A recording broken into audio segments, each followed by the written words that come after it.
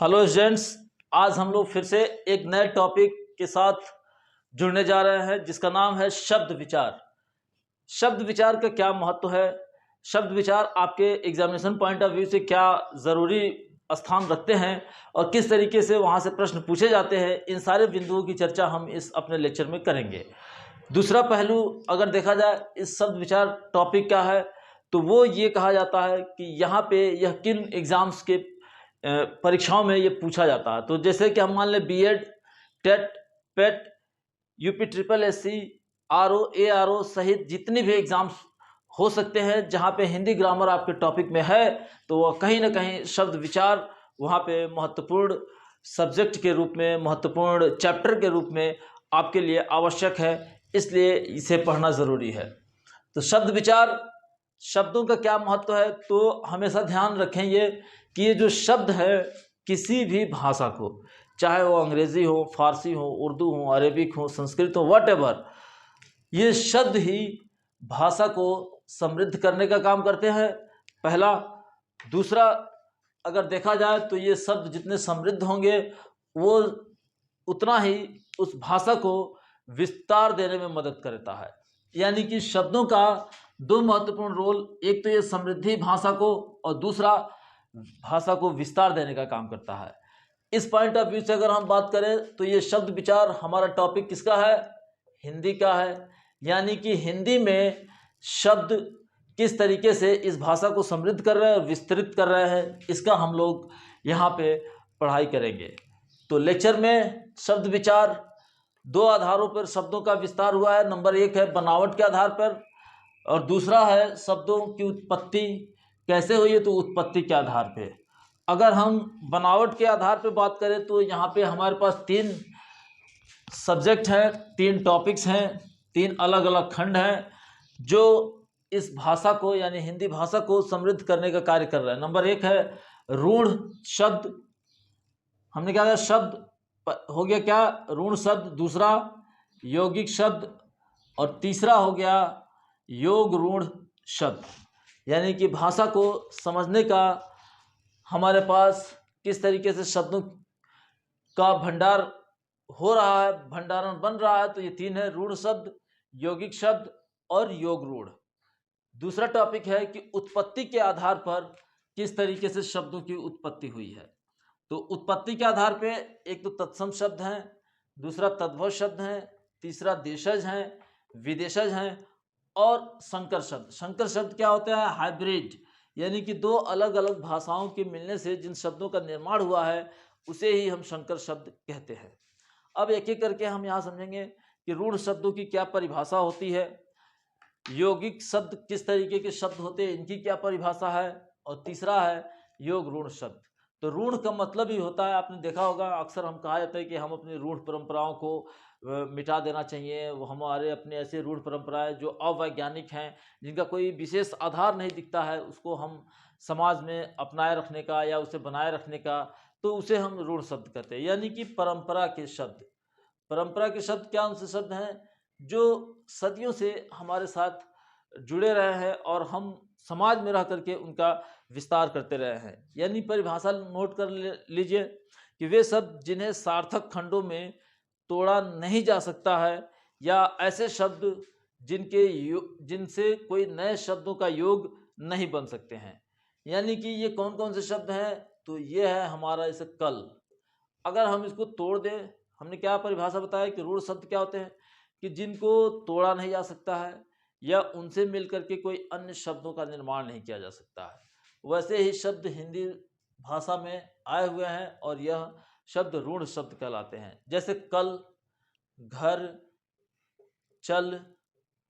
Students, अगर हम इसको तोड़ दें, कल को तोड़ दिया जाए तो क्या हो जाएगा? क और ल। अब इससे तो ना तो कोई शब्द बन रहा है, तो जब शब्द नहीं बन रहा है इसका मतलब कोई निर्माण नहीं हो रहा है। इसी तरीके से घर है, चल है।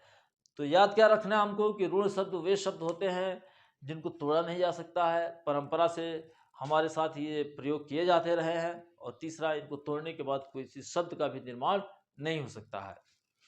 यौगिक शब्द क्या है? योग का मतलब ये होता है जुड़ना।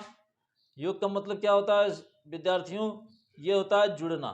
तो जुड़ना यानी कि ए प्लस बी यानी कि क प्लस ख, दो अलग अलग वर्डों, दो अलग अलग शब्दों के मिलने से जो शब्द तैयार होता है उसे ही हम योग शब्द कहते हैं। दो या दो से अधिक शब्दों, दूसरा कि हमने बताया कि ये दो या दो से अधिक शब्दों के मिलने से बनते हैं। महत्वपूर्ण यह है कि ऐसा नहीं है कि कुछ भी हम वर्ण जोड़ करके और शब्द का निर्माण कर ले। महत्वपूर्ण यह है कि हम जो भी शब्द बनाते हैं उन शब्दों का सार्थक अर्थ होना चाहिए। क्या बताया हमने? तो परिभाषा में थोड़ी तब्दीली कि ऐसे शब्द, ऐसे दो या दो से अधिक शब्दों का शब्द समूह जो किसी सार्थक अर्थ की प्रस्तुति दे वही यौगिक शब्द कहलाते हैं। जैसे देखिए हमने एक शब्द लिख दिया यहाँ पे विद्यालय। जाहिर सी बात है जब हम इसको तोड़ेंगे तो ये दो शब्दों में बटेगा। क्या है? विद्या। स्टूडेंट्स हम आगे की क्लास में संधि, संधि विच्छेद, रस, अलंकार, छंद, ये सारे महत्वपूर्ण टॉपिक पढ़ने वाले हैं।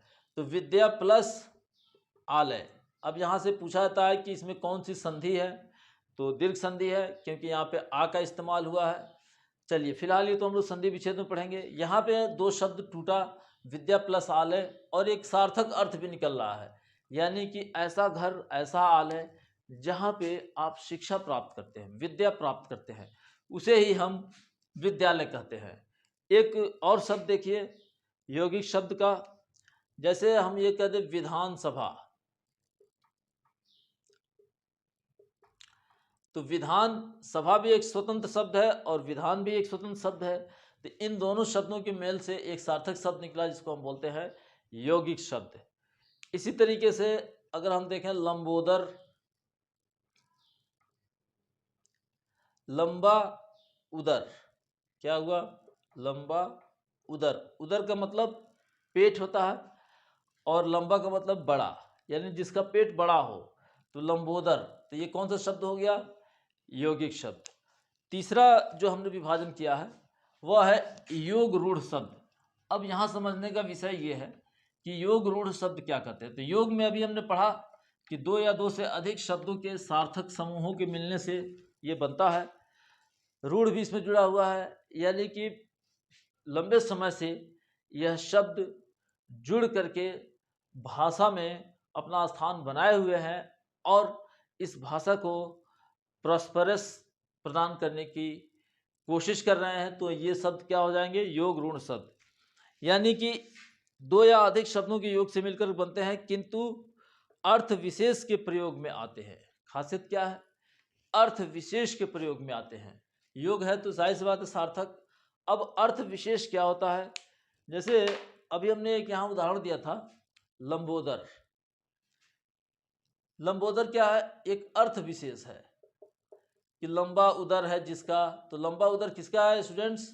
बताइए, कमेंट लिख के बताइए हमें। गणेश, यानी कि गणेश जी का जो उदर है, पेट आपने देखा होगा यूं बड़ा सा पेट निकला होता है ना? तो लंबोदर उनको गणेश का एक नाम है। वक्रतुंड, मूषक वाहन, है ना, लंबोदर, विनायक, ये सारे पर्यायवाची शब्द हैं गणेश जी के। योग रूढ़ लंबोदर। और भी कुछ उदाहरण हम ले सकते हैं। जैसे देखिए, जैसे हमने एक शब्द ले लिया जलज। जलज, जल में ज वर्ण जुटा हुआ है। तो जलज क्या होता है? कमल को बोलते हैं जिसकी उत्पत्ति कहाँ हुई हो? जल में हुई हो, तो उसी को बोलते हैं जलज, यानी कि जल में उत्पन्न होने वाला जलज। दूसरा देख लीजिए, हमने एक और शब्द ले लिया जैसे दशानन। दशानन यानी कि जिस दश है आनंद जिसके, आनंद का मतलब होता है सर, जिसके 10 सर है। तो 10 सर कौन है, किसके हैं? तो वो एक रामायण का खलनायक है, उसका नाम है रावण। तो मेरा ख्याल है स्टूडेंट्स आप समझ रहे हो। तो हमने बनावट के आधार पर 3 तरह के शब्दों को देखा, एक रूढ़ शब्द, दूसरा यौगिक रूढ़ शब्द, यौगिक शब्द, और तीसरा योग रूढ़ शब्द। अब हम शब्द विचार की अगली कड़ी में उत्पत्ति के आधार पर पढ़ने जा रहे हैं कि किस तरीके से शब्दों का निर्माण हुआ। तो पहला दिख रहा है तत्सम। हमने अपने डे 1 के लेक्चर में एक बात आपको बता रखी है कि हिंदी भाषा अभी भी परिनिष्ठित भाषा के रूप में स्थापित नहीं हो पाई है। परिनिष्ठित भाषा, परिनिष्ठित भाषा क्या होता है कि जिसका कोई सेट ऑफ नॉर्म्स तय नहीं हुआ है, यानी कि अभी भी जो ये हिंदी भाषा है हमारी लगातार प्रक्रिया में बनी हुई है। कौन सी प्रक्रिया? यानी शब्द निर्माण की प्रक्रिया से अभी भी गुजर रही है। आज तो इंग्लिश का ज़माना आ गया, इंग्लिश नहीं, हिंदी नहीं, बल्कि हिंदी और इंग्लिश शब्दों के मिक्स से शब्द बने हुए हैं जिसको इंग्लिश बोलते हैं। यहाँ देखेंगे हम अभी एक शब्द, एक हमने विभाजन किया है संकर शब्द, 2 या 2 से अधिक भाषाओं के शब्दों से मिलकर के इसका निर्माण हुआ है, जिसका नाम है संकर शब्द। तो प्रक्रिया में है, प्रक्रिया में किस तरीके से हिंदी भाषा अभी भी नए नए शब्दों को लगातार ग्रहण कर रही है। तो तत्सम, तत्सम शब्द वे शब्द होते हैं जिन्हें संस्कृत से एज इट इज उठा लिया गया है, यानी कि हिंदी भाषा के अंदर समाहित वो शब्द जो संस्कृत भाषा से सीधे तौर पर ले लिए गए हैं, उसे ही हम तत्सम शब्द कहते हैं। कौन से ऐसे शब्द हैं जिन्हें हम तत्सम कहेंगे? तो ऐसे तत्सम शब्दों की हम बात करें तो एक उदाहरण हम देखते हैं, वात्सल्य। वात्सल्य, वात्सल्य का मतलब क्या हुआ? यानी कि वत्सलता, एक रस का भी ये प्रकार है। 9 रस हैं, कहीं कहीं जो हिंदी ग्रामेरियन है उन्होंने कहा कि नहीं नहीं 10 रस माना जाएगा। तो वात्सल्य रस है, यानी कि बचपन, स्नेह जो होता है माता पिता का अपने पुत्र के पुत्री के प्रति, वही है वात्सल्य। तो ये संस्कृत के शब्द हैं जिन्हें संस्कृत से एज इट इज़ उठा लिया गया है। और भी शब्द हैं जो तत्सम शब्दों से लिए गए हैं, जैसे अभी हमने एक उदाहरण दिया था जलज, ये भी संस्कृत का ही शब्द है। अनुज, ये भी संस्कृत का शब्द है। राष्ट्र संस्कृत का शब्द है। धर्म, तो ऐसे बहुत सारे शब्दों के हम लोग आपको PDF फाइल में उपलब्ध करा करके देंगे। तत्सम शब्दों का एक लंबी फहरिस्त होगी। दूसरा है तद्भव। तो अभी पहले पॉइंट को याद रखिए कि हिंदी भाषा अभी भी परिनिष्ठित भाषा नहीं बन सकी है, यानी कि प्रक्रिया में अब लगातार बनी हुई है। तो तद्भव शब्द वे शब्द होते हैं जिन्हें जनमानस ने बिना, यानी कि जनमानस ने अपनी सुविधा अनुसार परिवर्तन के साथ अपना लिया, उसे ही हम तद्भव शब्द कहते हैं। यानी कि संस्कृत के शब्दों को जनमानस, जिन्हें वह प्रोनाउंसिएट करने में कह सकते हैं कि प्रोनाउंसिएट करने में अपने को सॉफ्ट नहीं फील कर पा रहा था, ऐसे में उसने अपने अनुसार बोलना शुरू कर दिया, जिसको हम बोलते हैं तद्भव। यानी कि तद्भव शब्द संस्कृत से ही लिए गए हैं लेकिन तोड़ मरोड़ करके प्रयोग किए गए, इसीलिए इन्हें तद्भव कहा। जैसे हमने देखिए एक शब्द लिया गोमय, ये तत्सम शब्द है जिसका तद्भव शब्द बनता है गोबर। इसी तरीके से कुछ और शब्द हैं, जैसे मातृ, मतलब माँ संस्कृत शब्द है, तो ये हो गया माता, ये तद्भव शब्द हो गया। और भी कुछ शब्द हैं, जैसे देखिए दधी। दधी क्या है? संस्कृत शब्द दधी का मतलब दही, तो इसका जो तद्भव शब्द हुआ वो हो गया दही।